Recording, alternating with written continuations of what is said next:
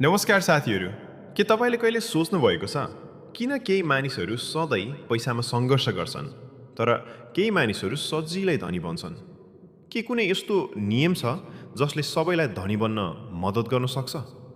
आज हामी कुरा गर्दैछौँ द रिचेस्ट म्यान इन ब्याबिलोन भन्ने एउटा अद्भुत किताबको बारेमा।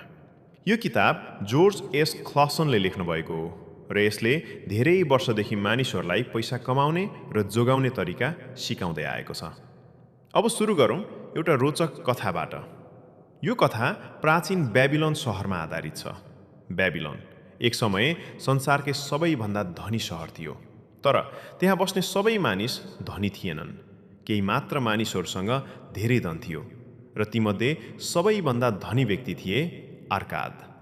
अर्काद सुरुमा गरिब थिए। उहाँ एक साधारण काम गर्ने व्यक्ति थिए, तर उहाँसँग एउटा ठूलो सपना थियो। उहाँ धनी बन्न चाहन्थे। त्यसपछि उहाँले सिक्न सुरु गर्नुभयो र अन्ततः उहाँले एउटा महत्त्वपूर्ण कुरा बुझ्नुभयो। तपाईले कमाएको सबै पैसा खर्च गर्नको लागि होइन। यहाँबाट सुरु हुन्छ पहिलो नियम। कमाएको कम्तीमा 10% पैसा बचत गर्नुहोस्। यदि तपाईले 100 रुपैयाँ कमाउनुहुन्छ भने कम्तीमा 10 रुपैयाँ आफैका लागि राख्नुहोस्। धेरै मानिस के गर्छन्? पहिले खर्च गर्छन् अनि बाँकी भए मात्र बचत गर्छन्। तर धनी मानिसहरू फरक हुन्छन्। उनीहरू पहिले बचत गर्छन् अनि मात्र खर्च गर्छन्। अब अर्को महत्त्वपूर्ण कुरा, केवल बचत गर्नु पर्याप्त छैन। तपाईले त्यो पैसालाई काम गर्न लगाउनुपर्छ। पैसा बचत गरेर राख्नुभयो भने त्यो बढ्दैन, तर यदि तपाईले त्यसलाई लगानी गर्नुभयो भने त्यो पैसा आफै बढ्न थाल्छ। यसलाई भनिन्छ पैसाले पैसा बनाउनु। अब अर्को महत्त्वपूर्ण नियम, सधैँ सही व्यक्तिसँग सल्लाह लिनुहोस्।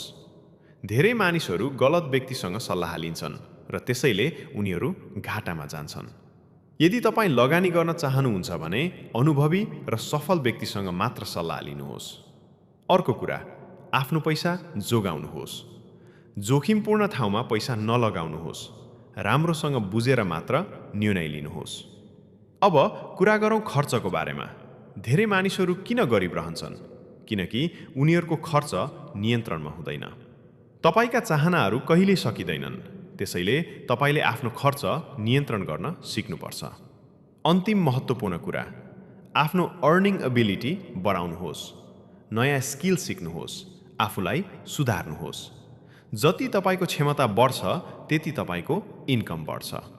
अन्त्यमा यो किताबले सिकाउँछ, बचत गर्नुहोस्, लगानी गर्नुहोस्, आफ्नो पैसा जोगाउनुहोस् र आफूलाई निरन्तर सुधार गर्नुहोस्।